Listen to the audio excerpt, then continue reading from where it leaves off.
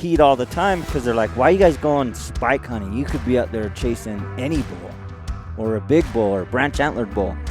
And we're like, yeah, but we see elk every morning and every night, and we're fishing in the middle of the day. Why would I go chase a big bull?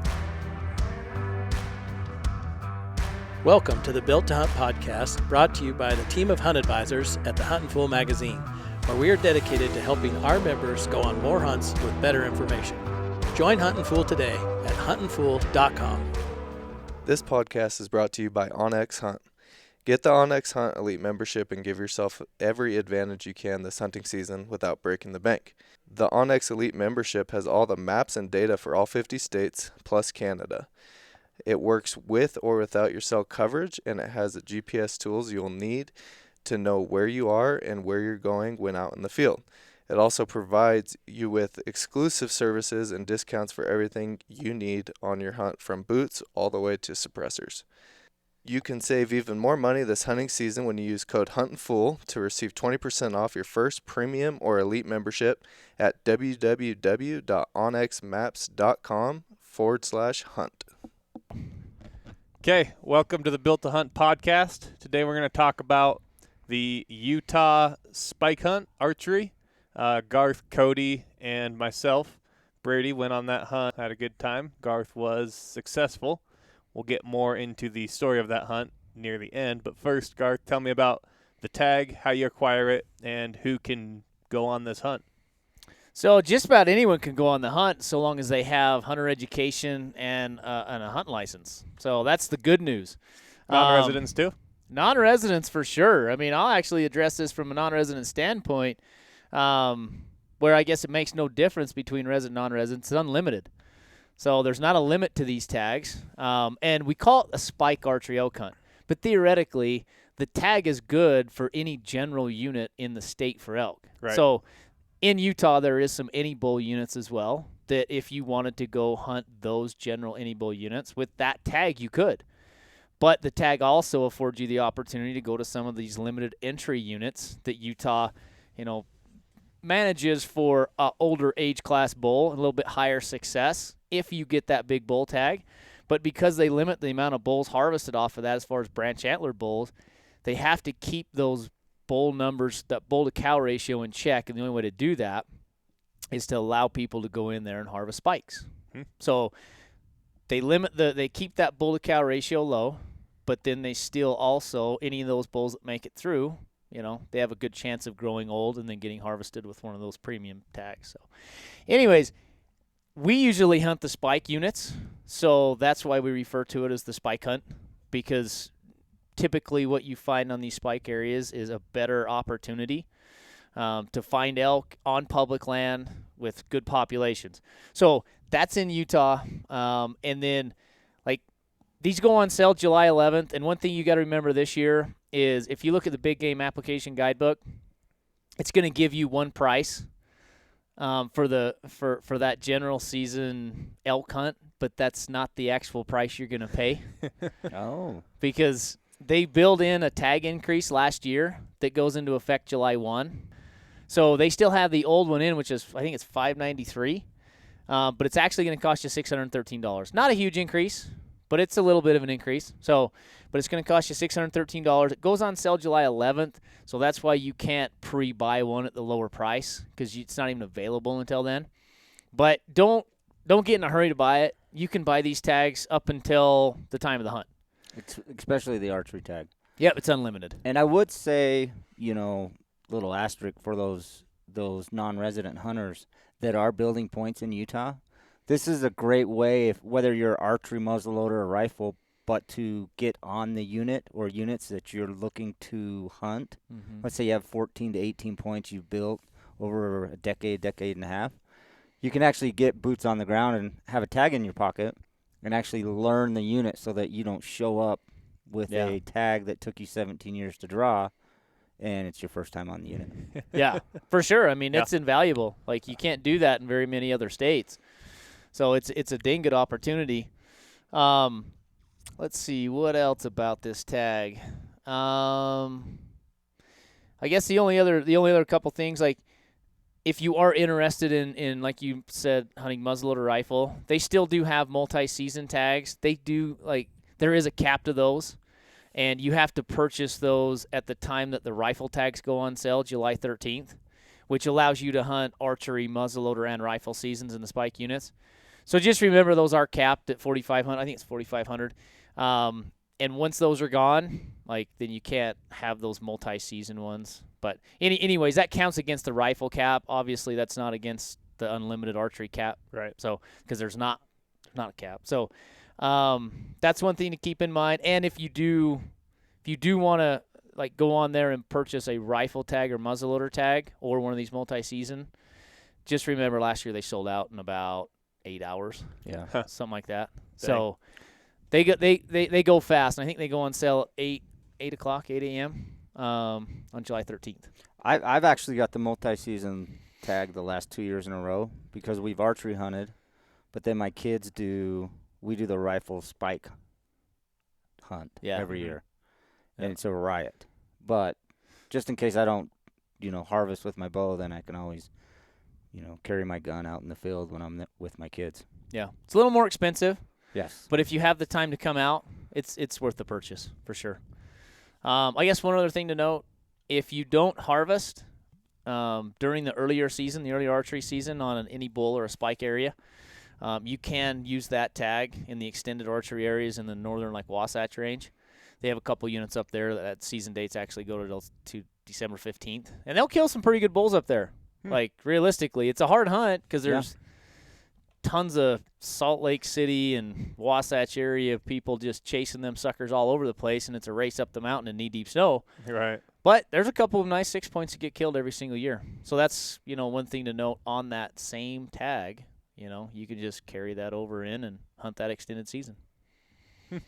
The season dates open August 19th, which is actually, I think it's 4 days earlier than the limited entry bull hunt.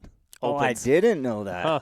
Wow. Damn. So all you spike hunters, we get extra special treatment, and we get to run out there about 4 days before they turn loose all these big bull hunters. So we can get in there and stir the pot really good for them, so when they get there, they can. Lovely. Jared's going to be stoked. Oh, he's going to be excited. Is there a reason or rhyme? What was the explanation for the that? reason is because when they went in and did the elk management plan and they extended the archery or the big bull archery by 4 days, they pulled that off. And I don't know if it was because of a statute they had where the archery hunt was X amount of days long. So because they added 4 days to the end, they took 4 days off the front. And I assume that had to be some type of a statute in Utah state law. But anyways, yeah, they'll have 4 extra days, but then the spike hunters get a 4-day head start on them. And it's so opening day is August 19th. Yeah. And then so for the big bull hunters, it'll be August 23rd, which is a Wednesday. Yeah. Oh, interesting. Yeah. When's it close? This one closes on the 8th. Sorry. 8th. For all the spike units, they close on the 8th. So the any bull units that you can hunt with the same tag, right? Right. But those season dates run longer. And realistically, the reason is because, like I mentioned before, they have these big bull hunters that they try to clear out the spike hunters when the rut starts to really get going. Mm-hmm. And so they have that, they have a little bit better of a time without a bunch of general spike hunters running around chasing elk on a tag they've waited for 17, 20 years. Yeah, totally. Yeah. So makes sense. that's the reasoning for the spike hunt on those units ending earlier. Sweet. So, but it's an awesome hunt. We do it every year. We call it the elk tour. Yeah. The elk tour. And honestly, it is one of the funnest hunts. It really reminds me. It has the feel of that Arizona over-the-counter hunt that we've done in the past in January. But it's just a lot of action, a lot of opportunity. You have the ability to move around. We did that this year.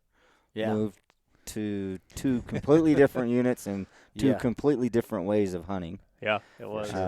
But it is fun. And we've hunted, I don't know how many years we've been doing this, but I think we've hunted 4 or 5 different units. Yeah.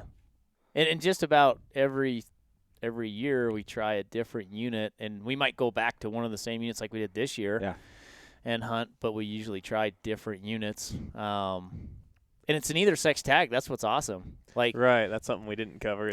they tried to do away with that this year. Oh, really? Yeah, they pushed hard. Makes sense. So I don't know if it wasn't from a division standpoint as much as it was from a public standpoint, because I think a lot of the public that doesn't hunt the general archery wasn't aware that it's an either sex tag. In fact, I was in on some of those elk committee meetings, and some of the people were shocked. They were like, "Wait, you can shoot cows on that? How many cows do they harvest?" Right. They're like, "Oh, they're like, well, from what our survey is, and it's a survey, it's not a mandatory harvest report. I would say there's a significant amount of cows get harvested, but the public kind of chimed in after that when they took it to all the different racks, and what the feedback they got from the public was, we want to keep it either sex. Like it. I don't know what portion of the population came in and said, "Hey, we would rather have a bull only," or if that was only for units that were under objective. But anyways, it got shot down, and so it's still an either sex tag. And like we've done in the past, I mean, whichever steps in front of us first, cow or a spike. As long as it's not an old cow, that's the only thing that's off Yeah. limits. Big bulls and old cows are off limits for me. But anything that, obviously any spike, but. Cody's not known for his self-control, though. No, a yearling would be a yearling's prime for me. You know what I mean? A 1.5-year-old, essentially it's a cow. That's perfect. Yep. So I've been listening to you guys talk about this hunt for 3-4 years. This year I finally got to go. I was filming, and when we first set out, you both had these boyish grins, big plans, like rootin' tootin' ready to go. What was the whole plan there, and how did it play out? Well, so the reality is the area we went into to start our hunt is an area that we've both been into shed hunting. We have been in there in rifle hunts and muzzleloader hunts, and there's a lot of elk that pull in there. I had been on there on an archery hunt, a big bull hunt. Oh, you had? Yeah. Well, that's right. That's right, with Bill. Well, with myself. Oh, no, that's right, with your tag, yeah. So both. So we'd always, every year we're like, oh, let's get the mules and let's go in there. We'll see nobody, right? Which is true. Mission accomplished on that spot. Yeah. Like, we accomplished that one. Oh, man. And it was fun. It's always another dynamic when you add animals and those mules, and you can get clear back in there and you don't waste a lot of your own energy. And you have a couple extras at camp, you know what I mean? Some amenities that you wouldn't have if you were doing a backpack-style hunt. And honestly, our camping spot was killer outside of it was a little dry. I could have done with a little more water. Yeah. But that was the only thing. Yeah. Problem was the elk hadn't pulled in there yet. It's a pretty big problem when you're committed to one canyon. Yeah. That first day, how many? I don't even know how many miles we covered, but It was a lot. We were walking for a minute, and I can remember like when we cut a fresh bull track like 2.5 miles into our hike, and I was like, oh, at least there's something in here. I was too. I was like, I know there's something in here somewhere. Yeah. I mean, there was bulls there. We Sure. saw bulls. We turned up a couple. We actually did see a spike. Yeah. If you remember that first spike we seen all the way across the canyon. Oh, yeah. It was far enough where we all kind of looked at each other and was like, No, Garth, No, that's is not what incorrect. happened. Yeah. you looked at us and said, there's a spike. We're going after spikes. Let's go get that spike. yeah. And our answer was no. Cooler heads prevailed. Please, no. But we did try to relocate camps closer to that spike. Yes, we did. Fair. And then ran into a situation where we couldn't get across and get onto the next trail because it was so thick and deadfall and nasty. And so we just decided, let's go up and around, which good thing. I mean, you'll see on the video, I don't know how much that Brady got, but we had a little bit of a rodeo coming out of there. But we did try to get over to that spike, yes. We did.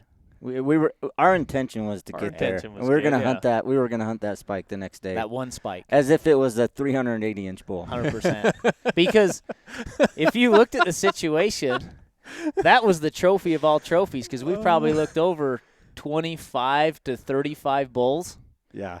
and saw one spike. And that is one thing, we should point out is, yeah, we went into that first area with the mules, and you'll see it in the video. Camp was great. We're not saying we didn't see any elk. We saw elk, right? True. And there was that one bull that came out that was almost a trophy spike. Oh, yeah. It had us excited for a minute where, in Utah, if they don't branch above the ear on one side, yeah, that's considered a spike. And he come walking out of there, and we thought we had something special. But we did. We probably saw 20, 25 bulls that first day and a half. Mm-hmm. Just everything was a long ways away, and there wasn't any cows in there. And I think that's what discouraged us more than anything. Mm-hmm. Is it is a, like you said, an any species tag. Yeah. And it's a hunt that we're looking for, something that allows us to, a lot of targets. Right. Yeah. So. Yeah, I think the cows were still just a little bit higher. Typically, I think, what I've seen in that unit happen before is during that time of year, they'll be up a little bit higher than once the bulls really get in there and charging in and peeling off some cows to rut. They'll pull them cows down into there, and then you get more target-rich environment. But, like, when I had my tag in there, God, it's been so stinking long. I think it was 2015. I was still running trail cameras during the hunt. Yeah. And I had a trail camera down in there at the bottom or kind of at the head of that canyon that we were hunting in. And in one picture on the third day of that archery hunt, the year I had it, there was 5 spikes in a group. And I could see other elk in the background that looked like spikes. I mean, I was sitting there thinking to myself, oh, my gosh, that's a spike hunter's dream.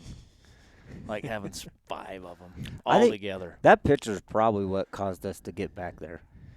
It's one of those spots you see something happens, and you're like, I got to go back and try that out. Well, we got to go in there. The thought of not having anybody, just 0 people, which we did not have one other person in there, 0. Which I don't think many people can say opening day of the general archery spike, they didn't see another hunter. Right. Or boot track, or a truck, nobody, or nothing. Dude. Yeah, nobody. It's just us. So that in and of itself was worth the price of admission, but I could have done with a few more targets. Maybe there's a reason no one was in there. True story, Brady. So we ended up packing in with mules, getting one day of hiking our butts off, hunting, no stocks. We go back, try and get around with the mules to camp close to where we ended up locating elk. Couldn't go. Trail was blocked off, and then we had mule get a little sick, so we ended up going back to the truck. So we spent one day getting in there, one day hunting, one day getting out. Yeah. And then what? Well, then we decided after that one mule, because I think what our plan was at that point in time was I think we were just going to run around with the mules and hit a different trailhead to come in to that drainage and then hunt from that drainage up. Because at that point in time, we felt like the elk were a little bit higher, and if we could get a little bit closer to the top, it would lend itself a little bit better. And if we were in the bottom, we knew there was a lot more water. We'd be camped right next to water. There'd be a creek running through. So a lot of those issues we had with the prior camp, we wouldn't have with that one. Right. So that was our plan. And then after that mule went down on us, it was like, hey, we got to take care of this animal. Got him back, got him back in, got him some help. And said, well, now that we're all the way back here, I think we're all in agreement. I don't know if it's worth turning around and hauling the mules all the way back over there. Right. I mean, we came back, just for context, we came all the way back to town, which is 2 hours. 2.5 hours. Yeah. Yeah. And then it was like, well, do we want to turn around? Yeah. And we all opted. That was a hard pass on that one. I think for all of us, right? Nobody objected. And we've been to enough units. We got the experience. I mean, honestly, I'd probably go back there. Yeah. But at the same sense, we were like, hey, there's other places we can go hunt and tent camp. Just run the canvas cutters and freaking roll out and hunt every day in the morning. And essentially that's what we decided to do. And I think we left, got over there in the middle of the night. It was a pretty late night that night. Oh, yeah, that's right. Yeah. We were in Cody's truck. Uh-huh. Got there at 11. Remember we went up that real short road that Garth took his trailer up. And Shortcut. he's like, it's a shortcut. Glad we didn't have a trailer. Listen, we had some water that had come down the mountain that year and made it a little rougher than it was my trailer. But I will admit, we got about halfway up that road, and I started thinking to myself, this is why I didn't ever bring my trailer back up this road. Now I remember. Now I remember. That is one thing that is so fun about this spike hunt is you can bounce around, and there's a large population or good population of elk on all of these units. On public land. On public land. Yeah. And you can hunt it any way you want. Like, for example, once we relocated, we literally threw our canvas cutters out on the ground, right? We kind of set up some coolers as tables, and we took off in the truck. And the first morning we went hunting, we were walking down a four-wheeler trail. Yeah. Yeah. Right? We had seen some elk. Yeah. We walked out to this spot in Glass, which was literally 2 minutes out of camp. Yeah. Glass from there, and I was Yep. like, we saw some elk. We were like, oh, there's elk over on that knob, and we seen 2 trophy spikes. Yep. Remember? Yep. Going up They the top. rolled Big up old over the ridge. boys. Yep. They rolled up over the ridge, and so we're like, all right, so we got an idea of where we're going. We kind of had an idea because we'd been in that unit, so we knew the roads. Well, we got to the spot, and it wasn't a truck road. It was a four-wheeler trail. Yeah. So the only thing we could do without a four-wheeler is walk down the four-wheeler trail. Irony is Garth has 2 quads sitting at his house. Oh, I've got 2. We got 4 Yeah. between this. I mean, I got a side-by-side that could have made it down that We were trail. walking down there for 2.5 miles or whatever. it But was. what's cool is we walked that entire four-wheeler trail and hunted in there all day. Mm. And it wasn't until I was walking out in the dark that I came across another hunter on a four-wheeler, and luckily he gave me a ride out. But Yeah. Yeah. like, what you know what I mean? It was, we relocated. We're within 5 minutes of glassing. We've got more elk spotted. We're on the hunt, and again, it wasn't that crowded. No. I mean, we kind of split up, and you went one direction. I think, did we stalk on elk that morning? No, I think we got in and around and started No, messing around. We did. Across the canyon, though, remember? We did. Oh, We that's went across the right. canyon because Yep. remember, me Yep. and you got close to them elk. Oh, yeah. You hooked around and you were right above us Mhm. and blew those out, and they took off. And so then we split up, and then you went one direction. Me and Brady went up over the top, and you came around and picked us up. That was another late night. Yeah. Her that night we was sat They on the always road. are, Garth. I know. It always is. But that was nice because now all of a sudden we're like, okay, well, we know there's more elk than just those 2 spikes in here. We saw a lot of sign. Me and Brady saw a ton of sign. We just didn't see any elk on the backside of that ridge. Yep.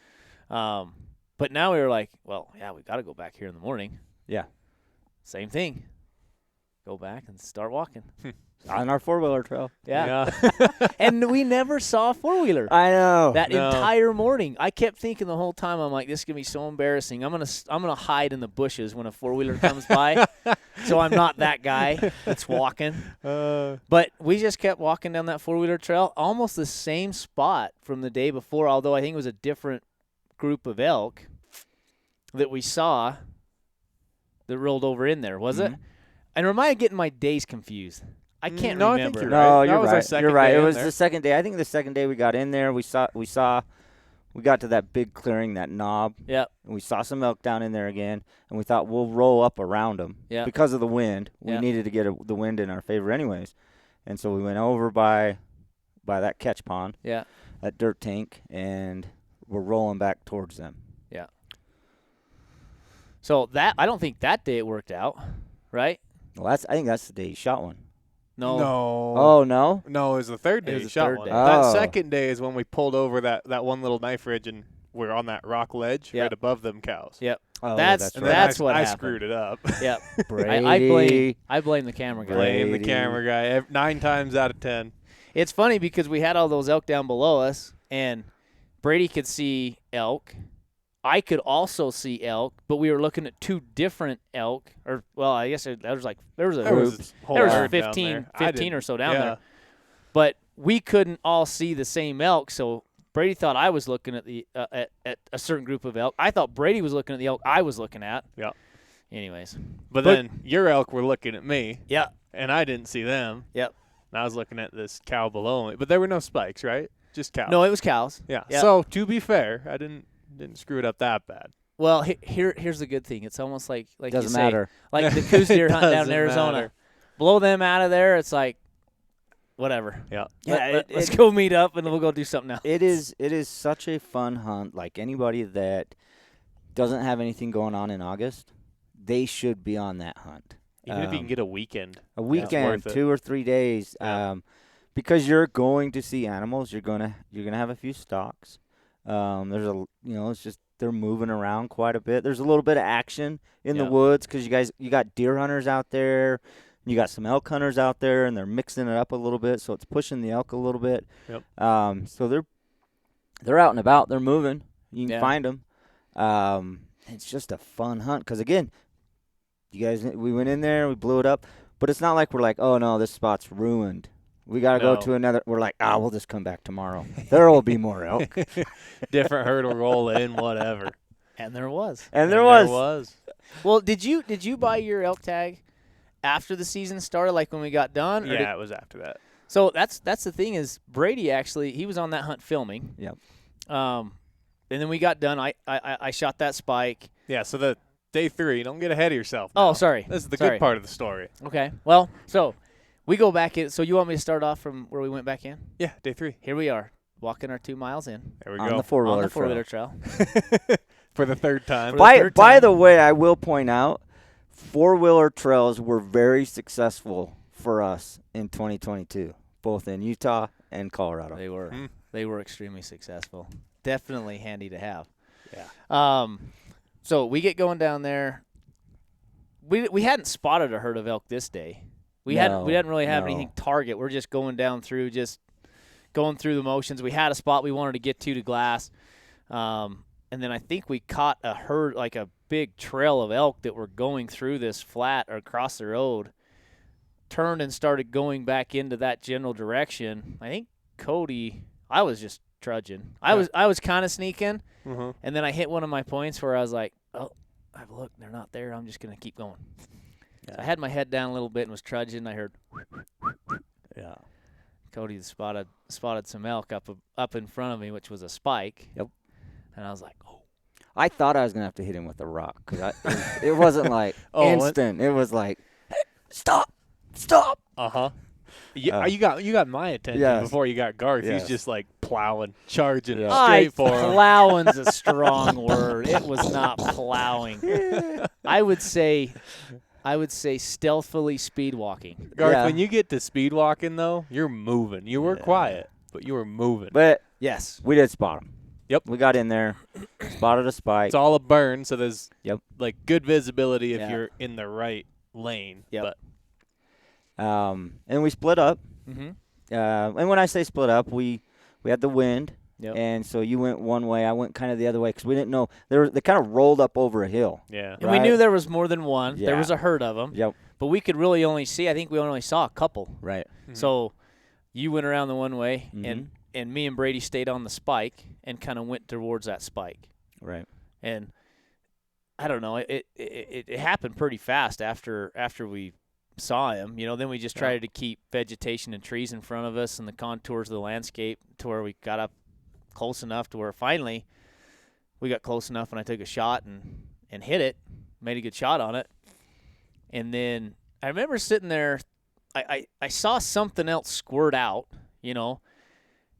I was keeping my focus on that bull I just hit, and he kind of ran over there, and then he ended up just piling up probably 50 yards from where I shot him. But I knew you had circled around the back, and there wasn't a lot of commotion. We still had the wind. So I remember telling Brady, I'm like, let's just hang out right here for a second. Let's see what happens. Let's see if Kody gets on this other one. I don't know where he's at. You know, and so we just kind of hunkered down and sat there, and not for long enough. But we sat Yeah. there for quite a while. It felt like quite You a know, while. and I was- It and- wasn't that long, Garth. It felt like a while. What's funny is that was your perspective, but I actually watched you hit the bull, and watch your bull drop. Uh-huh. And I was about 70 yards away, and there was another spike with it Yeah. that went back to the north, but then come walking back out towards his fallen buddy Yeah. to check out. Well, in the meantime, I had gotten to I think I was at about 50 yards. Uh-huh.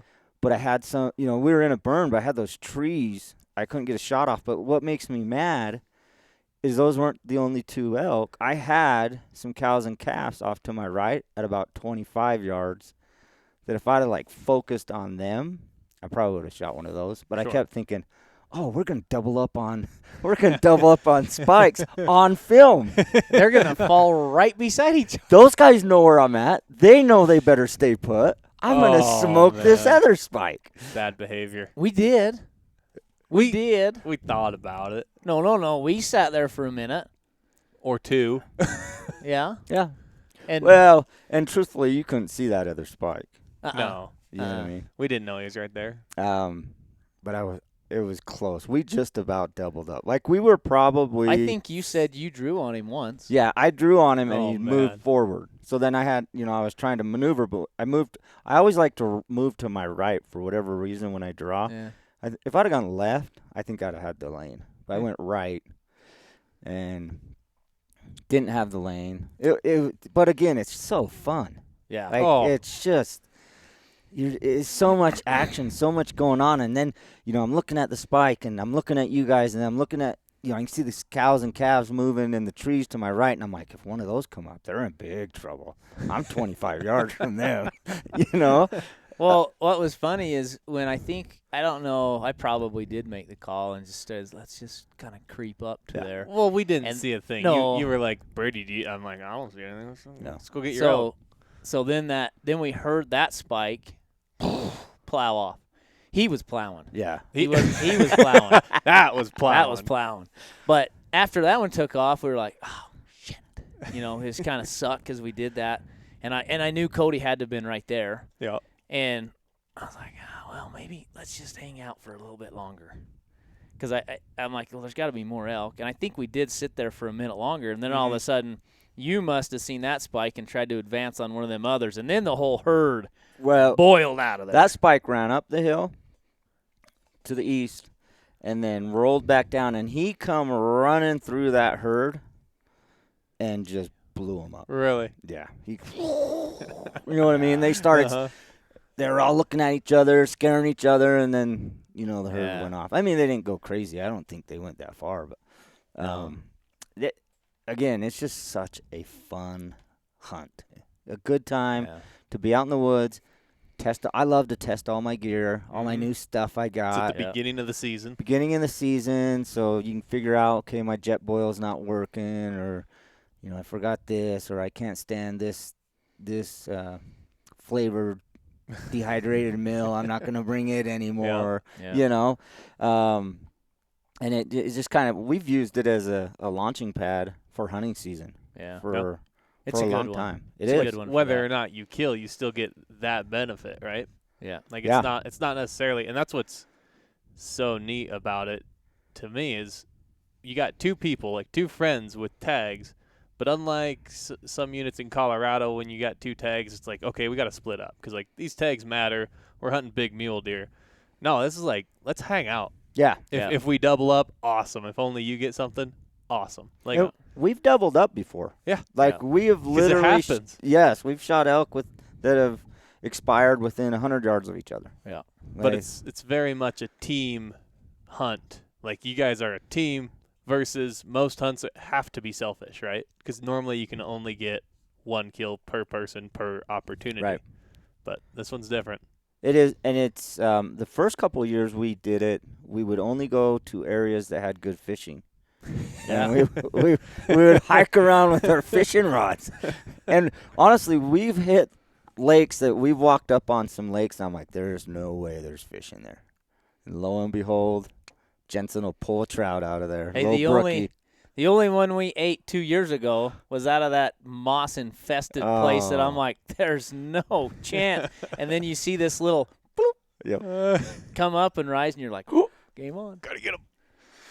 But that's another thing is because it's such a low-pressure hunt, right, or low stress maybe. Yeah. You can do other things. Right? We would hunt in the morning. We would fish all day. One day, I think we hiked to 4 or 5 different lakes, and then hunted our way back. Yep.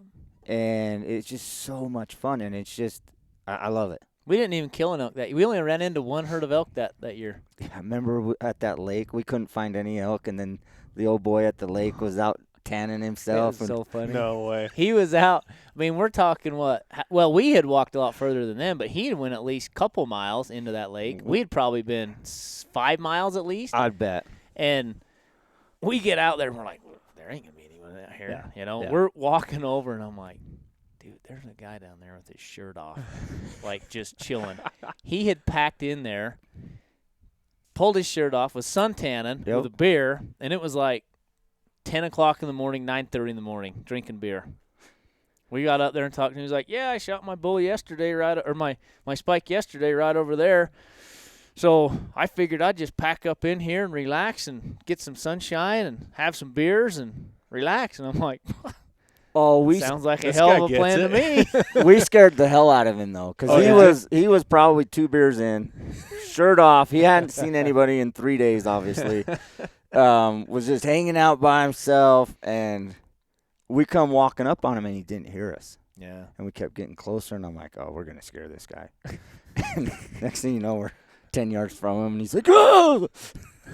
You know? Oddly enough, he's like, yeah, right over there. If you guys just go around this lake and right over there, that's where and we were kind of like, whatever, you know.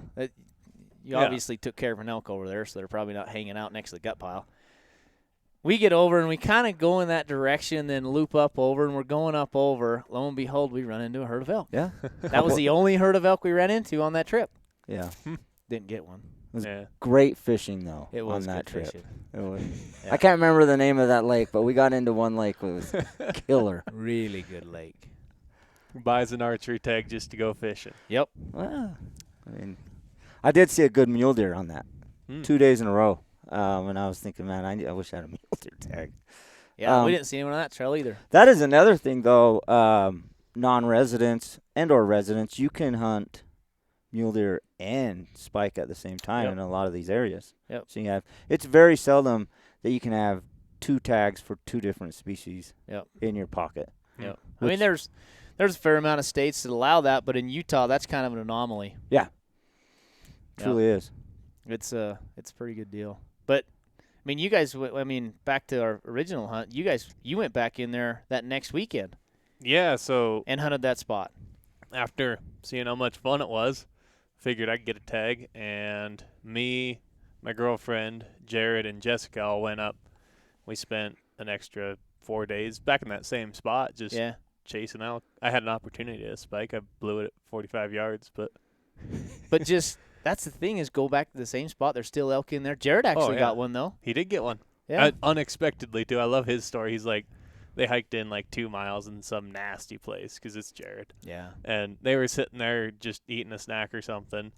And he says, out of nowhere, 3 spikes come rolling up just 50 yards underneath him under the cliff. So he throws everything down, grabs his bow, and shoots one. Self-defense. Hey. Out of nowhere. Self-defense. Spike hunt. Spike hunt. That's what I love about it. And honestly, like I kind of have a love-hate with like telling a lot of people about it because it is one of my funnest hunts that I like to go on every year.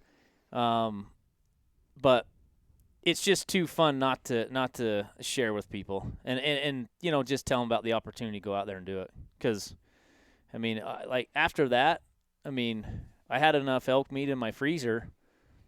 Yep. The rest of it was just kind of like, yeah, if I find something good, I'll harvest it. If not, I'm not too concerned. Mm-hmm. What's funny is thinking back on it, the first couple of years we did that hunt, everybody looked at us and was like, why are you hunting spikes? Like, because there are some big bull units that you can go hunt, some open, general season open big bull units in Utah that you can go hunt. Population is low. I wouldn't say big bull unit. Well, any bull unit. any bull. But they kill some decent They bulls do. every but year. Yeah, you can, but not a lot of people. No. Not a lot of people harvest. Yeah. Not a lot of elk. But we got heat all the time because they're like, why are you guys going spike hunting? You could be out there chasing any bull. Yeah. Or a big bull or a branch antlered bull. And we're like, yeah, but we see elk every morning and every night, and we're fishing in the middle of the day. Why would I go chase a big bull? And we live right next to an any bull unit that all these guys in the office, they run up there every year. Yes. And I think Austin's the only one that shot one in the last 4 or 5 years. Guess what it was? Spike, baby. He shot a spike on an any bull unit. But all too often, they're down there watching elk on private land that were on public land a week before. Yeah. But now they're pushed onto private land, and who knows when they're going to come back off. We don't ever have to deal with that. Yeah. We just chase elk. Yeah. I remember talking to Braxton. He's like, "Why are you doing that?" And I said, "Oh, Braxton, someday you'll learn. Someday. Someday you'll learn, because we're having fun. It's we're blast. Yeah. I mean, it's fun to put when you have your bow. I always say it's fun to put your pins on an animal. Mm-hmm. Yeah. It's just fun. It's an adrenaline rush. Yeah. Well, that's about it. Yeah. Yeah. Yeah. In a nutshell. In a nutshell, we'll have a film coming out here hopefully this summer. I don't like the word hopefully. Well, We'll don't have like a to make film. promises. We'll Let's get have a a commitment film out out of you. this Oh, summer. Jeez. All right. Fair enough. We'll have a film out this summer. Yes. Of the Spike Extravaganza. So keep an eye for that on the Huntin' YouTube channel. Thanks for listening, and we'll catch you next time.